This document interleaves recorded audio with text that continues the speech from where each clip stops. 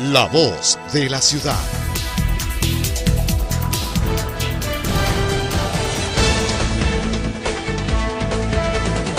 Nuestra Constitución de la República en el artículo 169 establece que el proceso penal, ¿verdad?, es un medio, un mecanismo para administrar justicia. El objetivo central de todo procedimiento penal es la administración de la justicia, ¿verdad? Y establece algunos principios básicos, elementales, que deben cumplirse, ¿no? El Código Orgánico de la Función Judicial establece los principios rectores para la administración de justicia, y entre eso vienen los principios de tutela judicial efectiva de los derechos de las partes procesales, ¿no? ¿Ya? El principio de seguridad jurídica, el principio de la verdad procesal, que significa pues que deben resolver en mérito de lo que las partes aportan en el proceso. Pero el reclamo de los profesionales se da. Sí, ocurre que en este momento estamos hablando pues nosotros de que la administración de justicia, la forma como se está aplicando la administración de justicia, no se compadece en el respeto de esos principios constitucionales para la administración de justicia, ¿de verdad? Existe justamente demora en los trámites judiciales. En la materia, por ejemplo, más sentida de los trabajadores, el sector de los laboral, las resoluciones de los jueces de trabajo se demoran meses con un procedimiento oral. La calificación de una demanda laboral, por ejemplo, demora 2-3 meses. La convocatoria a las audiencias, 2-3 meses. Son situaciones que se dan, que contradicen el principio de agilidad procesal. Frente a este reclamo, en este caso justo por parte de los profesionales del derecho, ¿qué hacer? ¿Qué medidas tomar? ¿Qué aconsejaría usted? Yo pienso que se debe de replantear el problema de la administración de justicia en dos cosas básicas, compañero, señor periodista. Primero, el problema que tiene que ver con el acceso de los abogados a los lugares o a los juzgados de la justicia.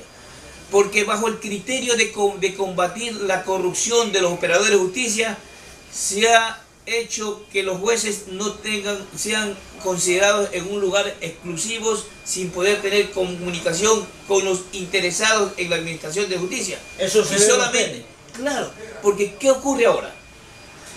El profesional del derecho, para impulsar su proceso, tiene que hacer requerimientos a través de la página web, ¿verdad? Y esos requerimientos son múltiples requerimientes y que hay que ver si es que estos operadores de justicia los ven, los reciben o no. Entonces hay una situación donde el jugador se convierte inaccesible para poder tener contacto. Y esa no es una forma de combatir la corrupción, simplemente. Porque existen otras maneras, creando una cultura de moral, de ética en la administración de justicia, pagándole buenos sueldos a los jueces para que puedan valorar sus puestos y no exponerlos por cualquier cosa o cualquier actitud inmoral, incorrecta. O sea, son mecanismos, pero en todo caso se está perjudicando al usuario de la administración de justicia. Por lo único que se ha hecho, y hay que reconocerlo en este procedimiento, en esta administración de justicia, es adecentar los lugares donde se administran justicia, donde están los jueces. Eso nadie lo puede negar y eso es importante también. Pero más importante es el servicio de justicia. O sea, entonces el hecho de que se haga la justicia, que se le dé a cada quien lo que corresponde. Entonces ese es un problema básico que está ocurriendo. El Consejo de la Judicatura ha dicho que se va a contratar abogados en el libre ejercicio para defender las causas tanto en materia laboral y en materia civil. Por ahí se va a empezar. Porque hay gente que no tiene recursos para contratar profesionales en el derecho. ¿Cuál es su concepto, su opinión? Vea, señor periodista, aquí hay dos cosas básicas que usted toma este tema.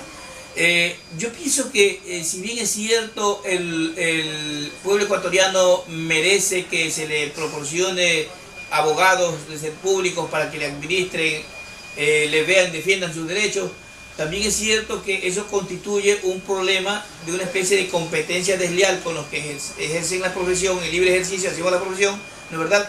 Por dos cosas básicas. El empleado público, abogado o defensor público, él sí tiene acceso a los jueces, él sí tiene acceso al expediente fácilmente, porque sus oficinas quedan justamente vinculadas a donde están los locales del Consejo de la Judicatura. Los abogados en libre ejercicio no tienen esa facilidad para poder llegar allá a los procesos, en tanto en materia penal como en cualquier otra materia. Son situaciones que se dan y que no han sido corregidas. Yo pienso que esa situación sí influye bastante en el libre ejercicio. Constituye un irrespeto al libre ejercicio de la profesión de abogado. Vale su concepto, su opinión. Doctor, quisiera molestarlo en la parte final, para las redes sociales. ¿Cuál es su concepto en torno a las enmiendas constitucionales? El pueblo ha salido a reclamar a las calles, ha alzado su voz de protesta indicando que no está de acuerdo con el llamado a las enmiendas, a reformar una carta magna que se dijo que se había hecho para muchísimos años, pero ya vemos que la quieren reformar. Hay un axioma en derecho que dice que las cosas en derecho como se hacen, se deshacen, ¿verdad? Aquí podríamos aplicar nosotros el hecho de que si esta Constitución de la República, muy buena desde luego, ha sido aprobada con el voto popular en un referéndum, cualquier reforma, porque son reformas, no son enmiendas, debe seguir el mismo mecanismo, una consulta popular para que el pueblo que la aprobó sea el pueblo que la cambie, así definitivamente. ¿Su mensaje final, doctor? Yo pienso que llamo la reflexión a las autoridades del Consejo, a quienes dirigen el Consejo de la Judicatura, para que entiendan y sientan el problema del pueblo que tiene cuando administra justicia. Hay un problema grave de descontento en las cárceles mismamente. A diario se escuchan problemas, siguen insistiendo en las cárceles de nuestro país armas, cuchillos y todo tipo de cosas. La corrupción no ha cambiado. Lo único que ha cambiado es los lugares físicos donde están los presos, pero las condiciones infrahumanas en que están siguen siendo, al menos así se escucha los reclamos de los familiares de los detenidos en este caso. Y no digamos el Ministerio del Trabajo, donde la situación se vuelve más calamitosa en función de que los trabajadores no tienen la oportunidad de estar presente ahora cuando hacen sus denuncias, para cuando va el inspector del trabajo a comprobar sus denuncias. Porque ahora le dicen, señor, tome este ticket, después de 30 días regrese, que yo le informo que he hablado allá con el patrono. Y eso significa violar un principio de inmediación, un principio constitucional dentro de la administración de justicia, porque no le permite al trabajador contradecir cualquier prueba o información del empleador a la autoridad del trabajo, porque va solo la autoridad del trabajo a entrevistar al patrono y no tiene la oportunidad del trabajador ni su abogado a estar presente en ese momento. Esa es una situación grave que está dando el Ministerio del Trabajo y que constituye vulneración de derechos a los trabajadores y violación a principios constitucionales. La voz de la ciudad.